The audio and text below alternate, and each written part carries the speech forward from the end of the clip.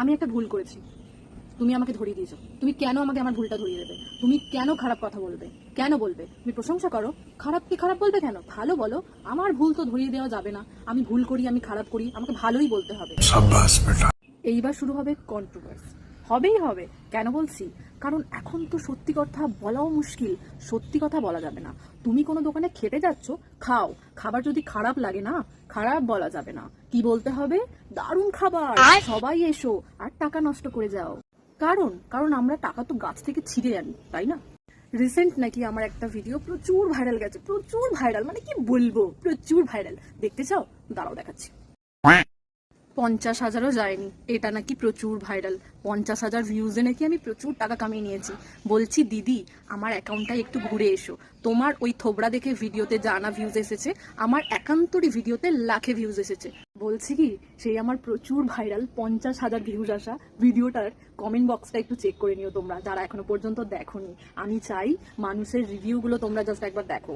আমি তো সিম্পল গেছিলাম খেতে, ঠিক আছে? প্রচুর একটা এক্সপেকটেশন নিয়ে গেছিলাম, মানে হাই এক্সপেকটেশন নিয়ে গেছিলাম যে বিরাট এত ভাইরাল হওয়া একটা নিয়ে তারপরে আমারই শহরে যাই খাওয়া দাওয়াটা করে আসি। কিন্তু যে আমার এক্সপেকটেশনটা এরকম হঠাৎ করে নিচে পড়ে যাবে ধবাস করে, সেটা তো আমি ভাবিনি না। আমি খুব সাধারণ ঘরের একটা মেয়ে, আর লোকের পেছনে কাঠি মারার অভ্যেসটা আমার নেই। নামিয়ে নিচ্ছি।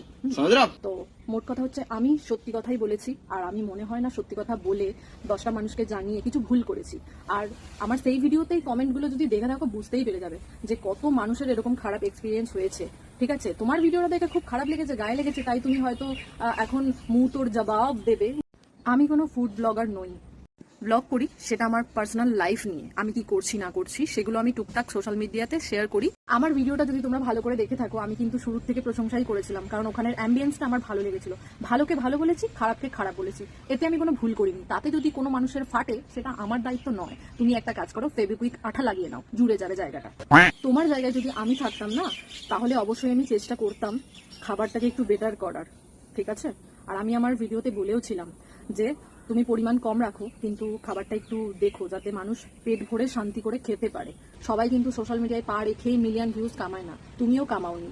তার জন্য তোমাকে অনেক পরিশ্রম করতে হয়েছে, কষ্ট করতে হয়েছে, ধৈর্য ধরতে হয়েছে, যেটা সবাইকেই করতে হয় এই সোশ্যাল মিডিয়ায় কাজ করতে গেলে। তাই একটু ভাইরাল হয়ে যাওয়ার পর এত অ্যাটিটিউড মানায় না দিদি, ওটা একটু ডাউন করো। না হলে না, মনে আছে তো রানু মণ্ডল, মনে পড়ে গেছে, বুঝতে পেরেছি।